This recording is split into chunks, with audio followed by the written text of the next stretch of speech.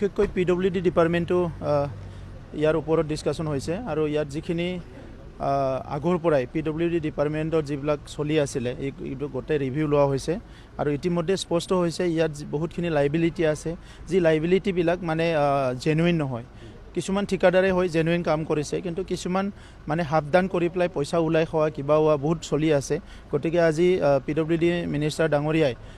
এই গোটেই কথাটো আজি আমাৰ অফিচাৰসকলৰ পৰা জানি লৈছে আৰু ইয়াৰ ওপৰত নতুন এটা মেকানিজম কৰি আমাৰ BTR অঞ্চলৰ প্ৰত্যেকটো ৰাস্তা যাতে ভাল হ'ব পাৰে সুন্দৰ হ'ব পাৰে ইয়াৰ কাৰণে এটা পলিচি লোৱা হৈছে আৰু ইতিমধ্যে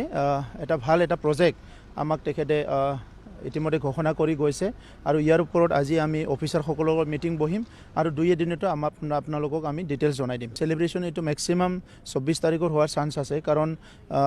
যোৱাবাৰ ভাৰতৰ প্ৰধানমন্ত্ৰী মাননীয় নৰেন্দ্ৰ মোদী ডাঙৰীয়া আহি গ'ল কিন্তু এই চুক্তিখনত এটা ভাল লিডাৰশ্বিপ দিছিলে আমাক গাইড কৰিছিলে অমিত শ্বাহ ডাঙৰীয়া হোম মিনিষ্টাৰ তেখেতে এতিয়া তেখেতৰ কনভিনিয়েন্সটো চাই পেলাই আমি হয়তো 24 তাৰিখে নহ'লে 27 তাৰিখে 2টা তাৰিখৰ ভিতৰত কোনোবা এটা তাৰিখত